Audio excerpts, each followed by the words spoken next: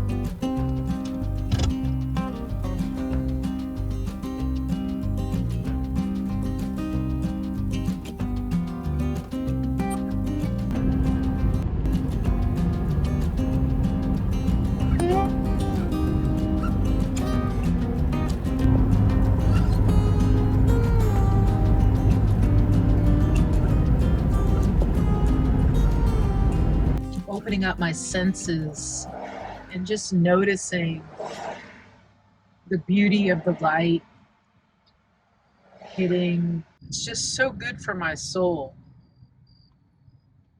And it makes me a better partner in my home when I go back home. I'm nourished and I'm satisfied. When I'm dissatisfied and itchy and I don't even really know what the heck is wrong with me, I'm just less present for my life and for my partner.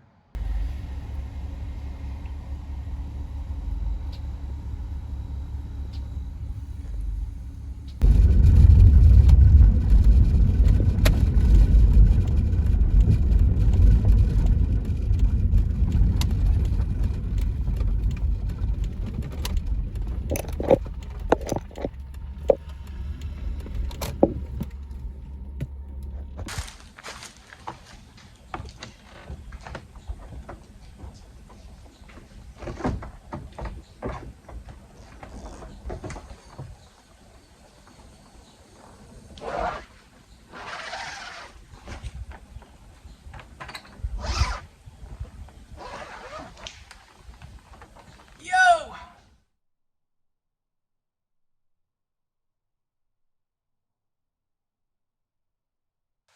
One of the things that I've noticed when I'm camping is that I just have time to think. And this also goes for, travel days when I'm traveling, particularly for longer periods. But when I'm camping too, and especially when I don't have a kind of good cell service, I just have time to think in a way that's not the usual thinking I'm doing at home, which is kind of a little more reactive and neurotic and obsessive. Whereas here, like just laying in bed last night with no screen to look at, I was just able to just think about life and just let my mind unfold a little bit. And yeah, that felt really nice. And also that I seem to have interesting dreams when I camp. There's something about being in the woods and nature and just kind of the quiet, things just kind of stripped down and shut down that, yeah, I have really interesting and intense dreams. So, yeah, it's just good for the mind and soul.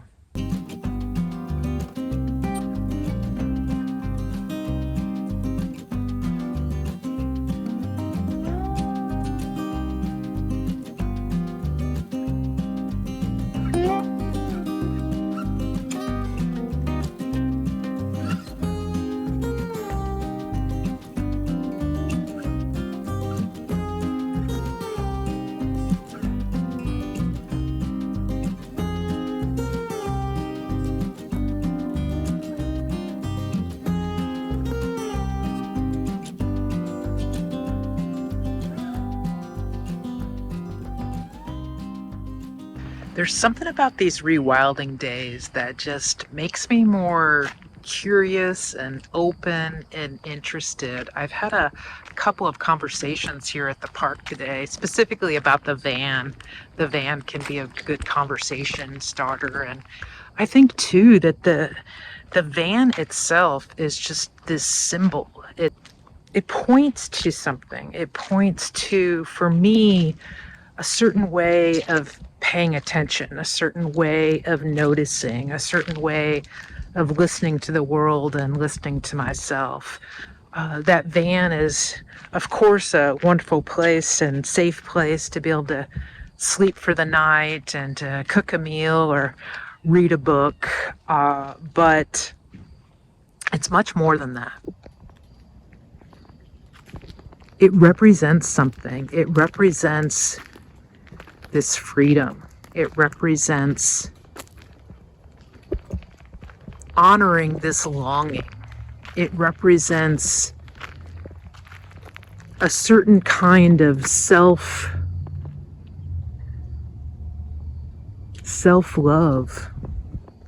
It represents, I think, self-honoring. Just really honoring myself and really claiming my desires, not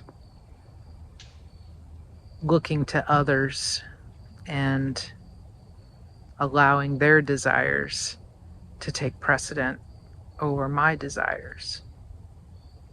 Sure, sometimes I have to do that, and humans have to do that, and that's the right thing to do. But I think many of us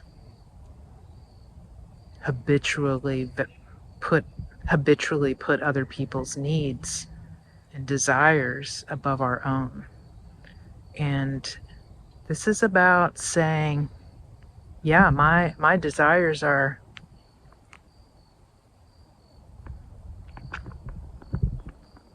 worth something. My desires matter.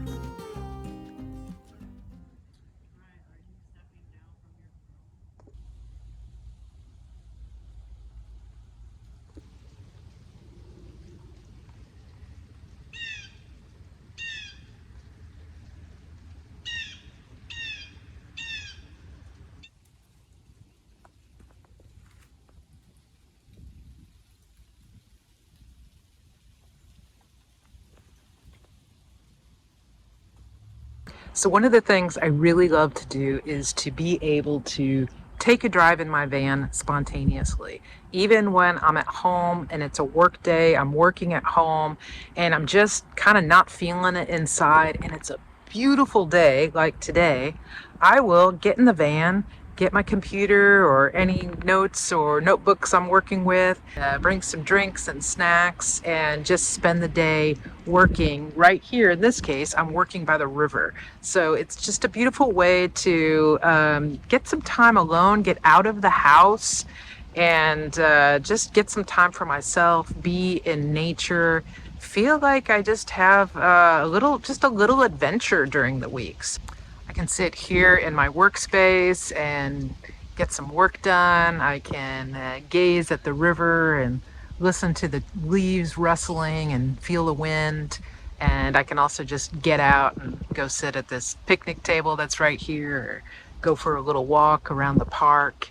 And yeah, and then still be home by 5 o'clock. And that's just yet another way that I see this part-time nomad life playing out, even when I'm not, out on an official trip where I'm actually hitting the road for 24 hours or 72 hours or 3 weeks. I can do literally an afternoon, just a few hours, and I get something out of that. I get the freedom to move and to wander and to explore a little bit. And I just love, my van and getting to appreciate everything about my van.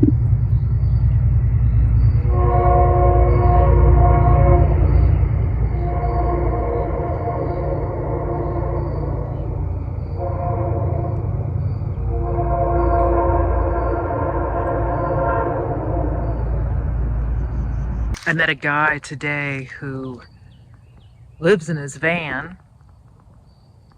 I saw him just down the road here today, and then I saw him the other day. I saw his van the other day in another park, and we got to talking, and we watch a lot of the same YouTube channels, so that was really cool, just to have that conversation. But yeah, he's based here in the same town that I live in, but he doesn't have an apartment, or house. He's chosen not to go that route.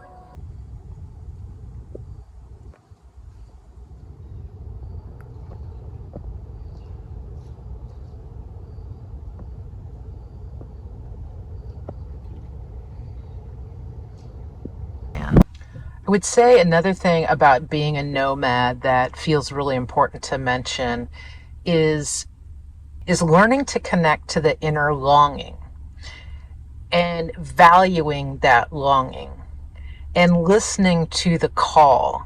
It's a kind of call of the wild, I guess you could say. The desire to wander, the desire to be in nature, to explore, to just be with myself, find myself. So learning to value that, and it's another form of valuing myself. And I think I've spent a lot of time repressing those desires, and I'm grateful that my life affords me the opportunity to heed that call and to lean into that and see what I need on a given day. Holy cow, look at that ship going by. That's not just a ship, that's a very large barge.